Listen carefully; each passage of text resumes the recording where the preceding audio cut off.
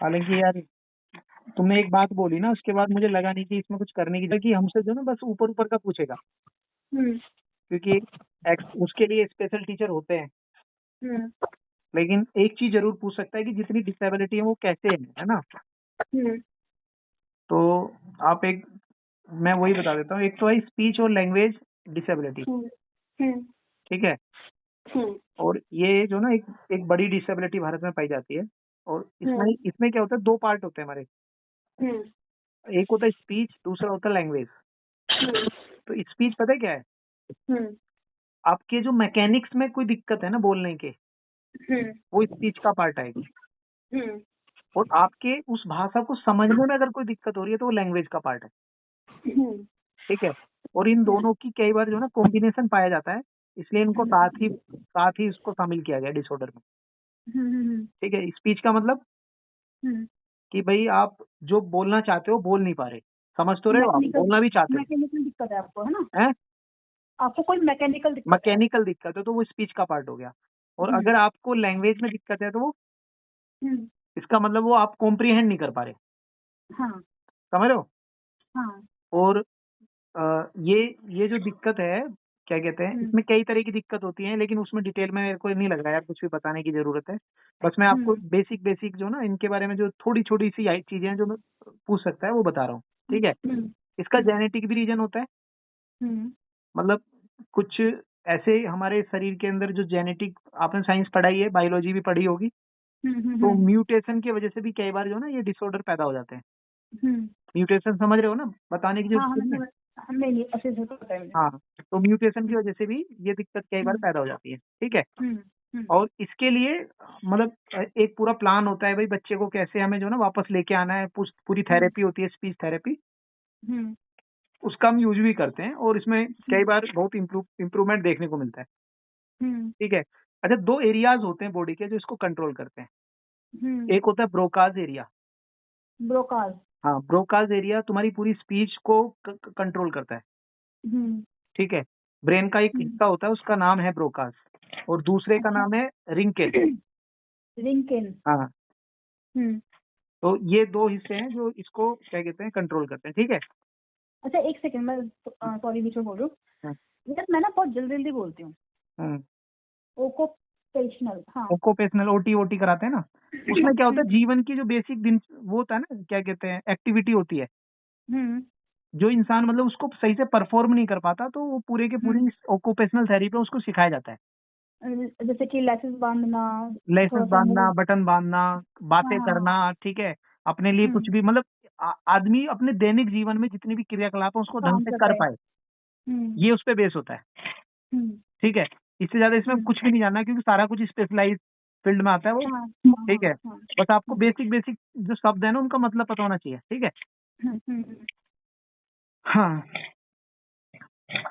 अच्छा, एक जो विजन की जो डिसेबिलिटी होती है ना सीमा, हम्म वो दो तरह की होती है। हम्म एक तो आप पूरी तरह वाकिफ हो कि भाई आपको जो ना सामने ब्लर दिखाई दे रहा है, इस तरह से उसको, है ना। हम्म हम्म दूसरा होती है एक्विटी की। हम्म एक तो विजन की हम्म और दूसरी एक्विटी की, और दोनों ही विजुअल इंपेयरमेंट में आती हैं। एक्टिविटी है क्या ये? एक्विटी है कि आप कितनी डिग्री देख पा रहे हो हम्म उस एरिया, जब आदमी सामने देखता है तो एक हम्म पार्टिकुलर एरिया होता है जिसको वो देख पाता है, हम्म उसके सामने एक स्पेटियल इमेज बनती है जितने एरिया हम्म को कवर कर पाता है।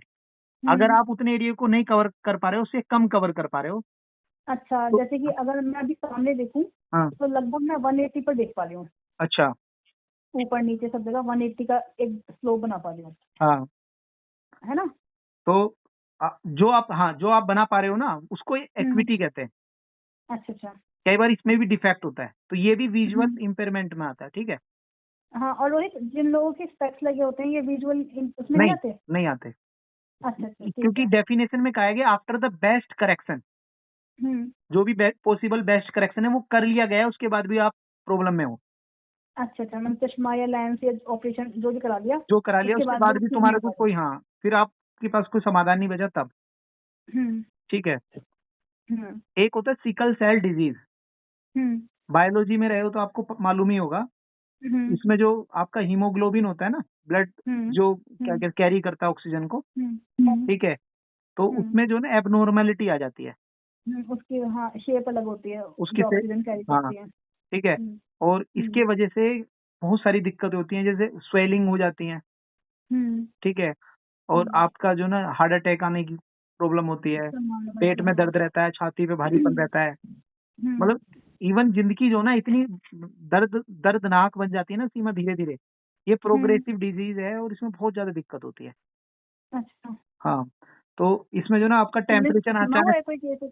है, हमारे पास आते ऐसे हैं ना, कोई? आते आते हैं। अच्छा आप ओके ठीक है हाँ। हाँ, और क्या कहते हैं ना, जितने भी क्या कहते हैं, मतलब जो लड़कियां हैं या लड़के हैं, उनकी जो हम्म, सेक्सुअल जितनी भी फंक्शन होता है ना, पूरा का पूरा वो हम्म, सबसे ज्यादा डिस्टर्ब होता है इस वाली बीमारी से सिकल सेल से? सिकल सेल से, ठीक है। अच्छा ठीक है। तो एक तो ये होता है, दूसरा क्या है, उनका जो टेम्परेचर है बॉडी का वो मेंटेन नहीं रह पाता, हम्म, ठीक है।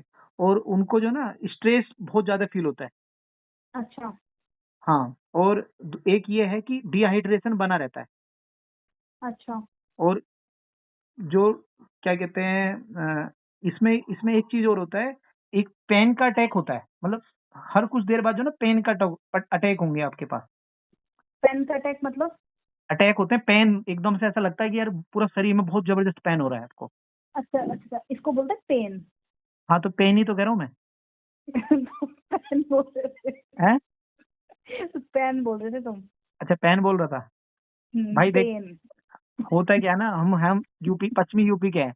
अगर चलो ठीक है आगे बढ़ते हैं। अच्छी अच्छी बात यह है कि जिन लोगों को सिकल सेल डिजीज होती है उनको मलेरिया नहीं होता, अच्छा, ठीक है। इसका कोई रीजन ऐसा कोई खास?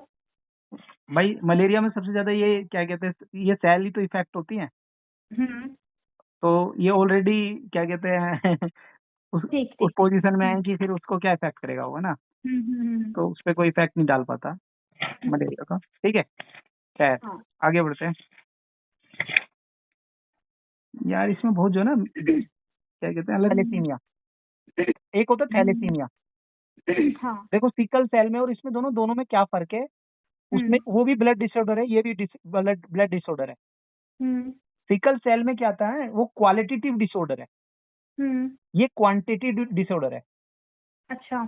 ठीक है, समझ लो। हम्म, हम्म, इसमें इसमें क्या होता सेल्स कम या ज्यादा है? है, हाँ, इसमें जो ना उसकी हम्म, मात्रा या तो इतनी ज्यादा हो जाती है या इतनी हम्म, कम हो जाती है, ठीक है। हम्म, इसको थैलेसीमिया कहते हैं।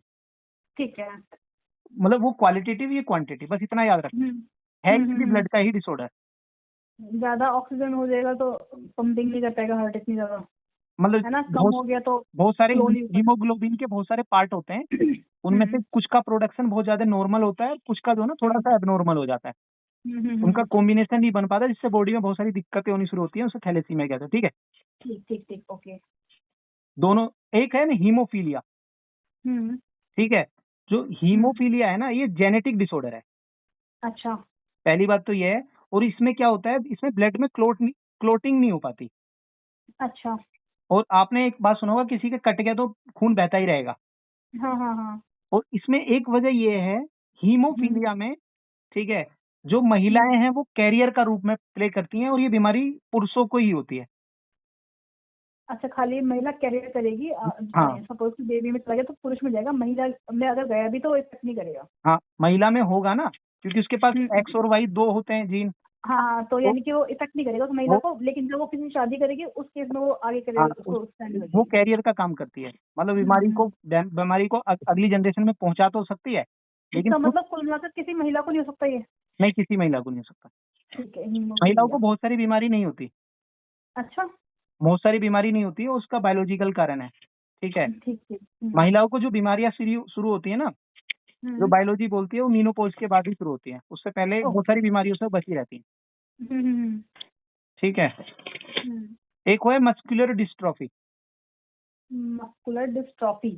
ठीक है, हम्म, ये भी जेनेटिक है, हम्म, लेकिन ये न्यूरो मस्कुलर डिजीज है,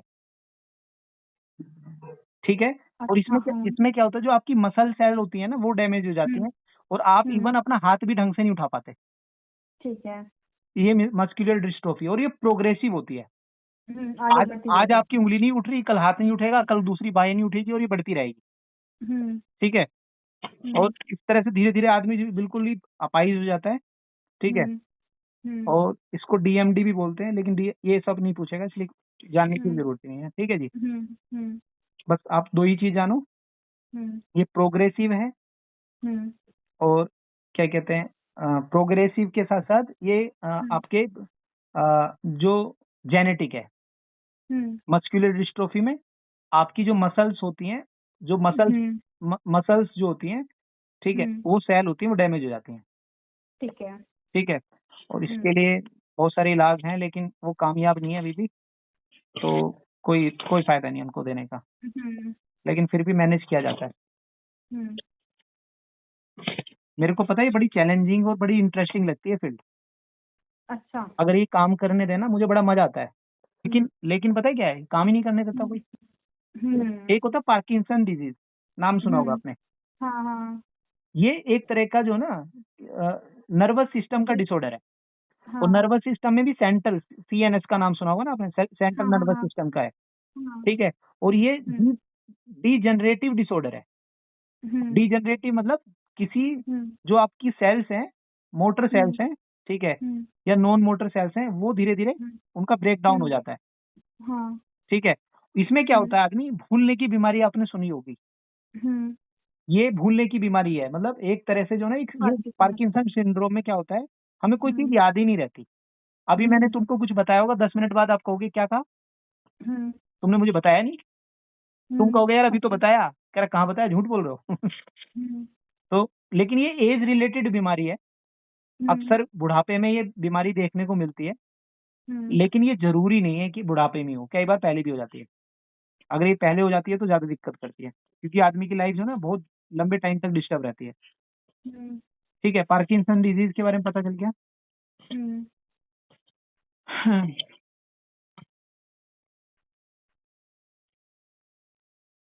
इसमें जो ना ब्रेन सेल की डेथ होती है, एक्चुअली में उसकी वजह से होती है ना। अच्छा, हम्म।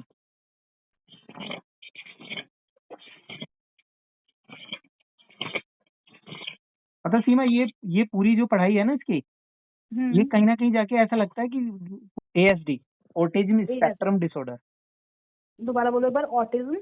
स्पेक्ट्रम डिसऑर्डर, अच्छा, ये पता है कोई एक डिसऑर्डर नहीं है। हम्म, इसमें जो ना, इस स्पेक्ट्रम से ही समझ में आ रहा होगा कि बहुत सारे हाँ, डिसऑर्डर हैं। वो हम्म, इतने सारे हैं जितने इंद्रधनुष में रंग होते हैं, हम्म, उनका कॉम्बिनेशन अलग अलग तरीके से हमें मिलता है। हम्म, हमें उन्हें पहचानना होता है और उस पर काम करना होता है। एक्चुअली में क्या है, हम्म, एएसडी का जो बच्चा है ना, उसके कुछ हम्म, कुछ सामान्य लक्षण है।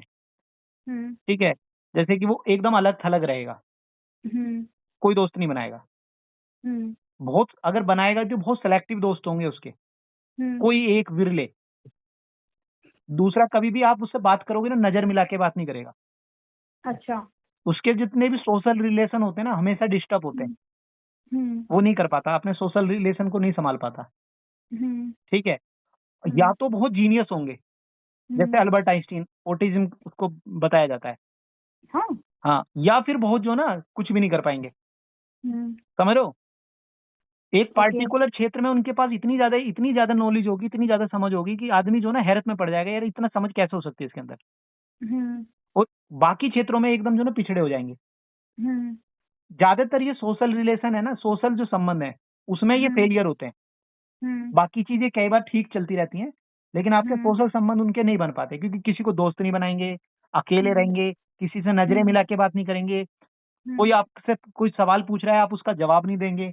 ठीक है, हम्म, तो एक पैटर्न पे काम करेंगे, पैटर्न चेंज होगा तो आपको इरिटेशन होने लगेगी। तो इसका कोई रीजन होता है बेसिकली ये कि बच्चे मेंटल को क्यों ये मेंटली मेंटली? अच्छा, ब्रेन से सब रिलेटेड है।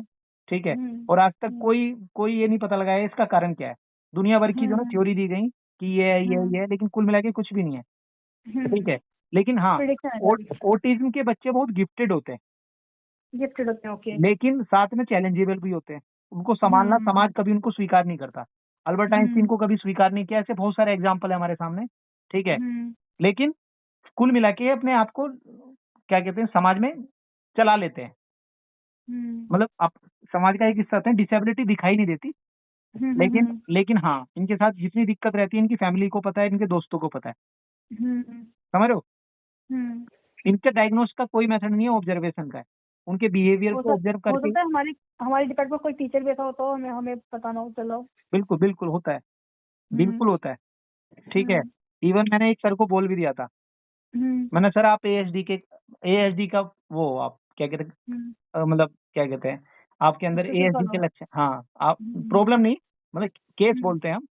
मैंने सर आप एएसडी के केस हो तो कह रहा यार क्या बात कर रहे हो, मैंने कहा हाँ सर। मैंने कहा आप मुझसे आंखें मिला के बात करो। तो फिर कहता है कि नहीं मिला पा रहा था। मैंने कहा देखो ये पहला लक्षण है ना, और आप हमेशा कोने में बैठे रहते हो कुर्सी लेके, तो ये दूसरा लक्षण है।